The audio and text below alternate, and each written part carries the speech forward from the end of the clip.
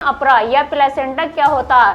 एक उल्टे नाशपाती के आकार का जो गर्भाशय होता है उसके अंदर 9 महीने तक बच्चा रहता है। तो वहां पर जब तक रहता है तो इसे ऑक्सीजन की भी, कुछ पोषक तत्वों की भी जरूरत होती है। तो वहां पर ये क्या करता है, ऑक्सीजन प्रदान कर देता है और कार्बन डाइऑक्साइड। आज की वीडियो में मैं आपको पढ़ाने वाली हूँ अपरा या प्लेसेंटा या जरायु या अवल क्या होता है। इसके कई नाम होते हैं, तो ये बहुत इंपॉर्टेंट है। आपको मैं इसे डायग्राम के द्वारा ही अच्छे से और इजी लैंग्वेज में समझाऊंगी जो आपको समझ में आ जाएगा।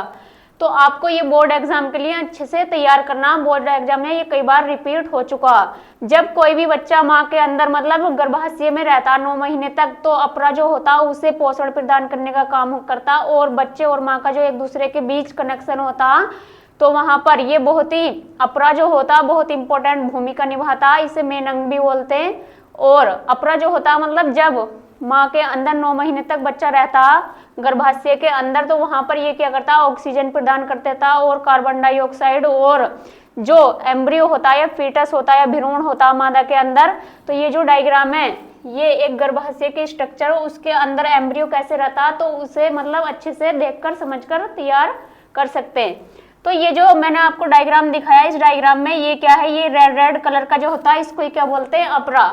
और ये जो ये रेड कलर की लाइन लगी हुई होती है इसको क्या बोलते हैं, गर्भनाम के भी नाम से जानते हैं। और ये बाहर की, सबसे बाहर की जो लेयर है इसको बोलते हैं गर्भाशय।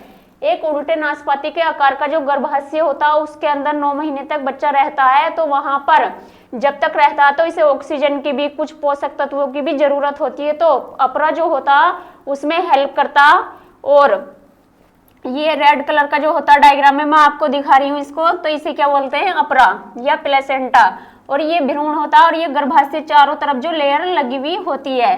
तो गर्भनाल के द्वारा अपरा मतलब बच्चा जो होता है, एम्ब्रियो जो होता है उससे जुड़ा रहता प्लेसेंटा से गर्भनाल के द्वारा। तो इसे किस नाम से जानते हैं, अपरा। इसका बहुत ही महत्वपूर्ण मतलब काम होते हैं इसके कई सारे। और ये बहुत सारी मतलब झिल्लियां होती हैं इसके अंदर। तो इसके आधार पर 3 टाइप का होता है। एक होता है पीतक कोष अपरा। पीतक कोष के द्वारा बना हुई अपरा क्या कहलाता है, पीतक कोष। तो इसे किस में देख सकते हैं हम, कंगारू में देख सकते हैं। और दूसरा होता है कोरियंटेनिक अपरा। और मनुष्य के द्वारा मतलब कुछ कोरियन झिल्लियां होती हैं बाहर इसके लगी हुई, तो इसके द्वारा जो बना हुआ अपरा होता है उसको क्या बोलते हैं, वो किस में देखने को मिल सकता है, मनुष्य में, ह्यूमन में। और एक होता है जरायु अपला। कुछ यूथेरियन प्राणी होते हैं जैसे कि बहुत सारे, जैसे कि सांप, चूहा वगैरह, तो इसमें जो देखने को मिलता है तो इसे क्या बोलते हैं, यूथेरियन या जरायु अपरा के भी नाम से जानते हैं। और किस में देखने को मिलता है, यूथेरियन प्राणियों में। इसका काम क्या होता है, अपरा या प्लेसेंटा भी बोल सकते हैं इसको, या जरायु या अमल के भी नाम से आ सकता है आपको क्वेश्चन। तो आपको एक ही आंसर करना है। अपरा जब माता के अंदर गर्भ अवस्था के दौरान, जब बच्चा माँ के अंदर रहता 9 महीने तक, तो इसे क्या बोलते हैं, गर्भ अवस्था। तो उसके दौरान गर्भाशय में बनने वाला एक महत्वपूर्ण अंग होता है जिसे क्या बोलते हैं हम, अपरा।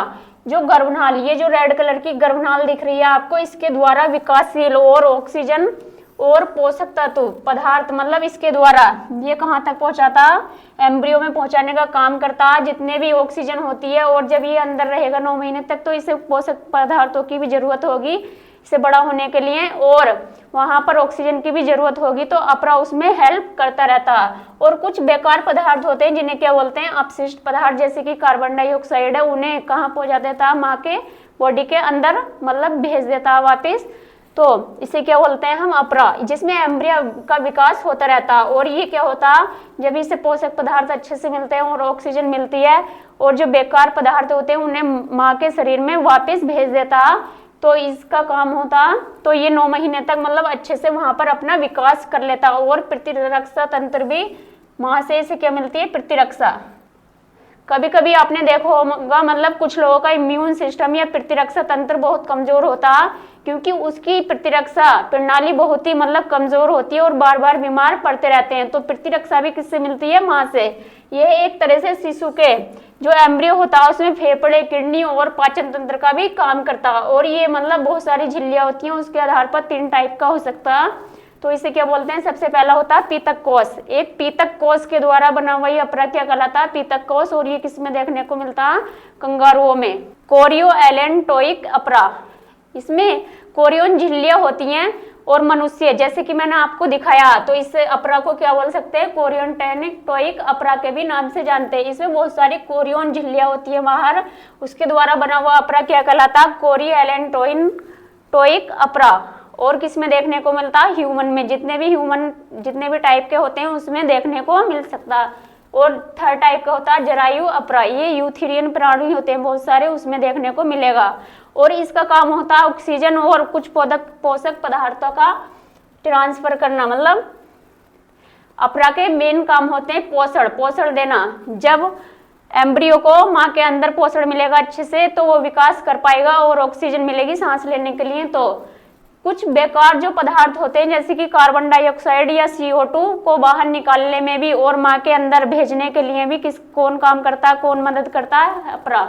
हार्मोन, जो हार्मोन होते हैं, हार्मोन का उत्पादन होता, तो वो भी अपरा का काम होता। नेक्स्ट है प्रतिरक्षा प्रदान करना। प्रतिरक्षा तंत्र जो होता वो भी माँ से बच्चे में जाता, तो उसे भी, उसका काम किसका होता, अपरा का। तो ये 4 मेन काम होते हैं इसके। सबसे पहला पोषण प्रदान करना और अपशिष्ट जो बेकार पदार्थ होते हैं उन्हें बाहर निकालना, और जो मतलब प्रतिरक्षा तंत्र होता उसे भी प्रदान करने का काम किसका होता, अपरा का। तो इसे क्या बोल सकते हैं हम, अपरा।